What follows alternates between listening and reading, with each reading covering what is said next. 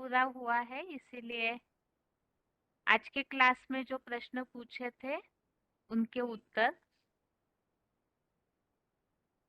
जैसे आज के क्लास में 3 लोग का चित्र, अभी तक रिवीजन जहां तक हुई है मोस्टली वहां तक रिवाइज हुआ है। बस केवल लास्ट का जो टॉपिक है वो छूटा है। तो अगली बार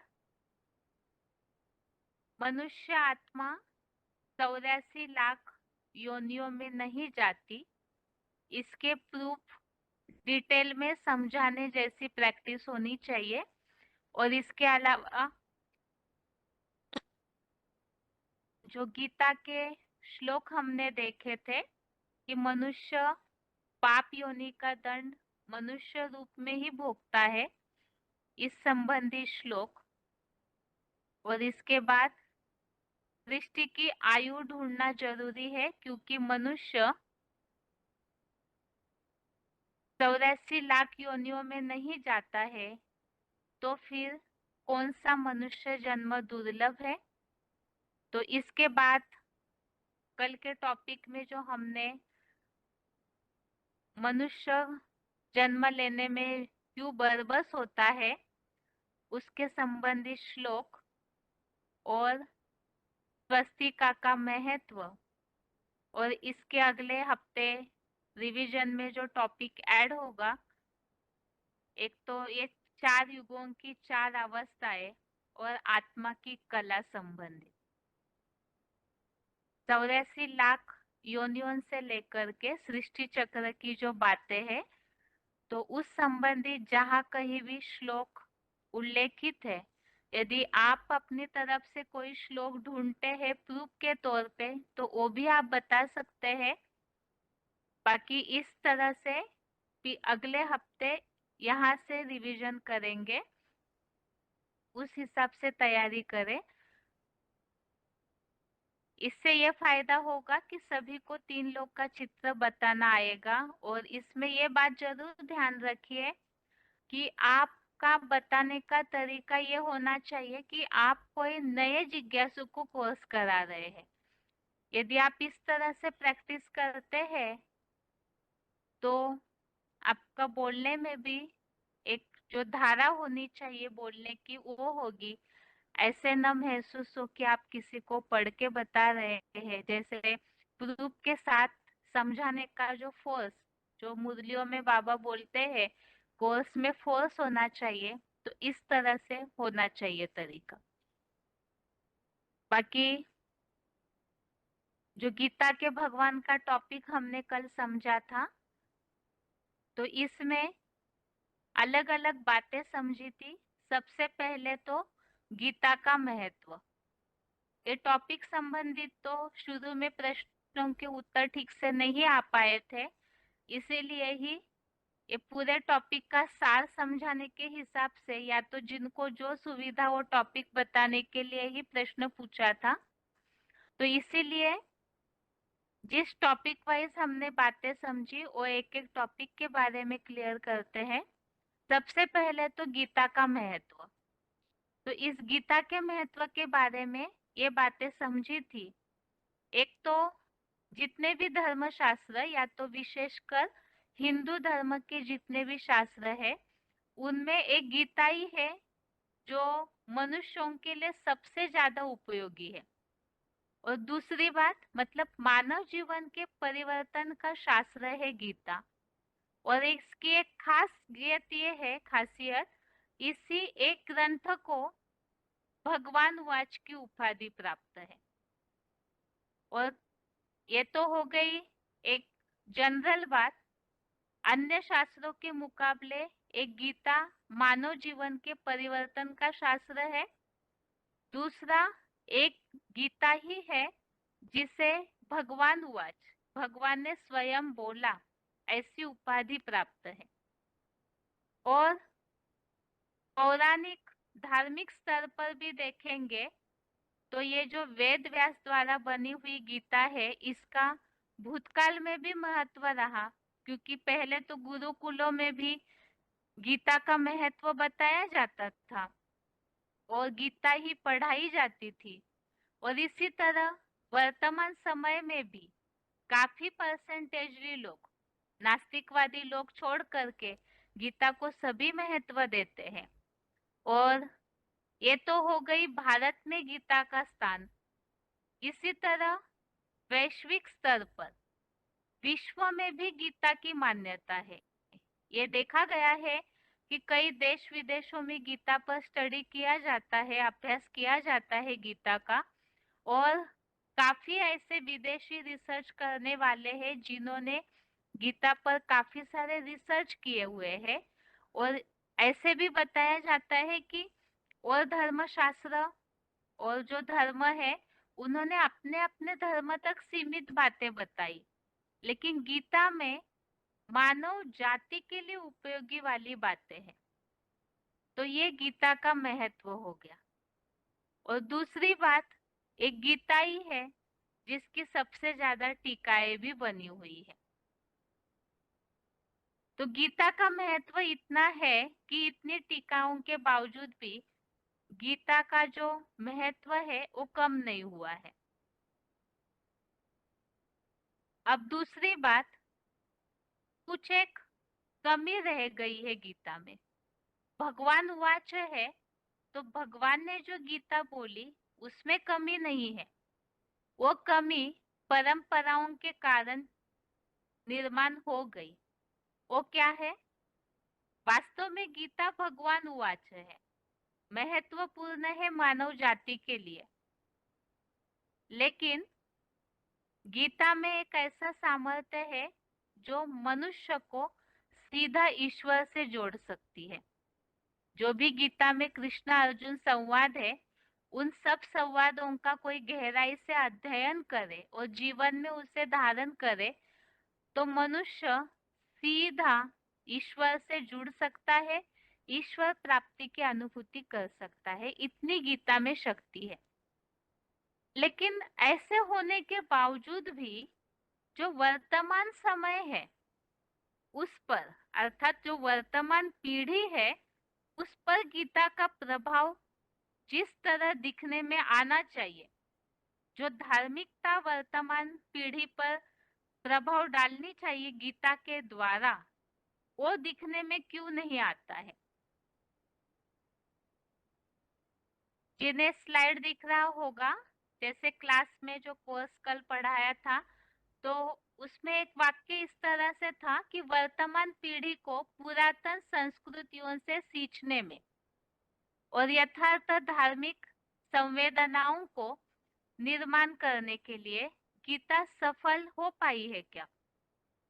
अर्थात वर्तमान पीढ़ी में जो आज नई पीढ़ी है उन पर पुरानी संस्कृति का जो असर होना चाहिए, या जो पुरानी धार्मिकताएं है, धार्मिक बातें, आध्यात्मिकता की वाली बातें है, तो उसको आज की नई पीढ़ी महत्व नहीं देती है। तो इसका कारण गीता इसमें सफल होती हुई नहीं दिखती है। तो इसका कारण क्या?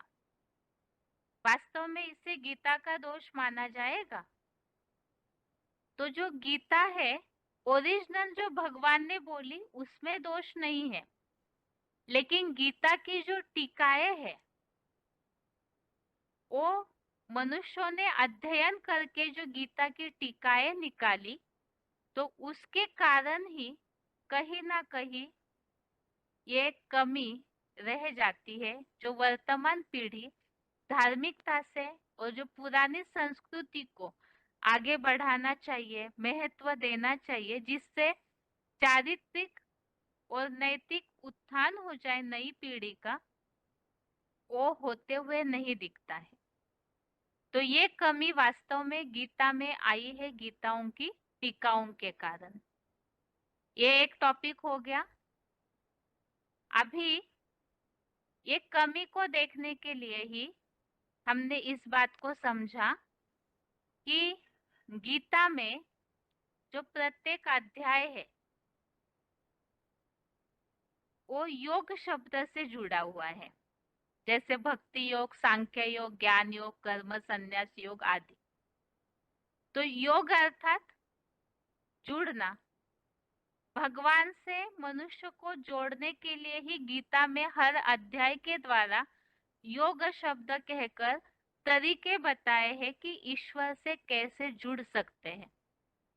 और गीता में विशेष गीता का एक प्रसिद्ध उल्लेख है जिसे मंत्र के रूप में माना जाता है, मन मना भव, जिसके लिए हमने 2 श्लोक देखे थे, 9वें अध्याय का 34 और 18वें अध्याय का 65वां श्लोक। इन दोनों श्लोकों में भी मन मना भव मध्याजी भव का उल्लेख आया है, अर्थात मन को भी मेरे में लगाओ, कर्मों को भी मेरे में लगाओ और ईश्वर से जुड़ो। और ईश्वर से ही मन क्यों लगाना है, उसका कारण क्या है? ईश्वर में ही मन को जोड़ने का मूल कारण गीता में ही बताया। 3रे अध्याय के 42वें श्लोक में, अध्याय 3 का श्लोक नंबर 42 में, कि इंद्रियों से प्रबल मन है, मन से प्रबल बुद्धि, और बुद्धि से भी प्रबल है बुद्धिमानों की बुद्धि ईश्वर। तो हम सभी अपने मन को उस बुद्धिमानों की बुद्धि ईश्वर में लगाएंगे तो उससे ही प्राप्ति हो सकती है। लेकिन इसमें एक प्रश्न और आता है, ईश्वर से मन लगाने के लिए, अर्थात ईश्वर से जुड़ने के लिए, ईश्वर से योग लगाने के लिए जरूरी है ईश्वर को जानना। बिना जाने हम ईश्वर से योग कैसे लगाएंगे? इसमें एक बात स्पष्ट कर सकते हैं कि भक्ति मार्ग में तो ये समझा जाता है कि जो मूर्तियों में बैठे हुए हैं भगवान, उनसे जुड़ना चाहिए, या गीता की किताब से लोग अपना मन लगाते हैं। वास्तव में यहाँ जड़त्व से योग लगाने की तो बात नहीं है ना। मन किसी का दिल किसी में लगता है तो वो प्रैक्टिकल में साकार में होना चाहिए। तो यहाँ भी ईश्वर से मन लगाने के लिए गीता में बोला है, तो ईश्वर को जानना अर्थात प्रैक्टिकल उनके स्वरूप को जानना है, क्योंकि टॉपिक चल रहा है गीता का भगवान कौन है। तो गीता का भगवान जानेंगे, यथार्थ परिचय पाएंगे, तभी तो हम उनसे जुड़ सकते हैं और प्राप्तियां कर सकते हैं। तो ईश्वर को जितना हम जान पाएंगे उतना ही उनसे योग लगेगा। तो जानना, जानकारी अर्थात समझ, और समझ अर्थात ज्ञान। किसी को जानना अर्थात उनके बारे में ज्ञान होना, और जितना ज्ञान होगा किसी का, खासकर यहाँ ईश्वर की बात चल रही है, तभी ईश्वर से जुड़ पाएंगे। तो इसीलिए ज्ञान और योग ये दोनों भी अरस परस है, जिसके लिए गीता का 5वें अध्याय का 4था श्लोक सांख्य योगो पृथक बाला, अर्थात ज्ञान और योग ये दोनों को बाल बुद्धि अलग समझते, पंडित जन नहीं। तो ज्ञान भी जरूरी है ईश्वर को जानने का, और तभी हम उनसे योग लगा पाएंगे। अब जानेंगे कैसे? ईश्वर का परिचय कौन देगा? तो गीता में तो 10वें अध्याय के 2 श्लोक में बताया है, ईश्वर को न देवगण जानते हैं न दानव, महर्षि आदि कोई भी नहीं जानते। तो एक कैटेगरीज बताई, देवताएं भी नहीं जानते, महर्षि भी नहीं जानते, और दानव भी नहीं जानते। अर्थात ये जो सृष्टि है उसके तीनों कालों में उन्हें कोई भी नहीं जान पाता। तो भगवान का परिचय वो स्वयं देते हैं। इसके लिए भी गीता में ही एड्रेस के लिए बता दिया, 10वें अध्याय का 15वें श्लोक में, ईश्वर का परिचय ईश्वर के सिवाय कोई दे नहीं सकता। और इसी के लिए ही मुस्लिम लोग भी कहते हैं खुदा, वो खुद आकर अपना परिचय देते हैं। तो इस गीता में जो उल्लेख आया हुआ है कि भगवान स्वयं उनका परिचय देते हैं, और जब परिचय प्राप्त करेगा मनुष्य, तभी मनुष्य उनसे यथार्थ रीति जुड़ के प्राप्ति कर सकता है। अब इन सब गीता के उल्लेखों से ही ये बात स्पष्ट हो जाती है, मनुष्यों ने जो गीता की टीकाएं की है, मानव समाज के उत्थान का जो प्रयत्न किया है गीता की टीकाओं को निकाल कर भावानुवाद करके, तो वास्तव में ये टीकाएं जो है, इससे तो ये स्पष्ट है कि वो टीकाओं के द्वारा ईश्वर का सही परिचय प्राप्त हो नहीं सकता है। ईश्वर का सच्चा परिचय स्वयं ईश्वर देते हैं, तो मनुष्यों की टीकाएं ईश्वर का परिचय दे ही नहीं सकती है। तो इससे ये स्पष्ट हो गया कि ये जो टीकाएं मनुष्यों ने बनाई है गीता की, वो मनुष्यों को कहाँ ले जा रही है? झूठी दुनिया की ओर ले जा रही है। तो इसीलिए ही जब ईश्वर स्वयं आकर के अपना परिचय दे, तो वो सच्ची गीता कही जाएगी, स्वयं गीता भगवान उवाच कही जाएगी।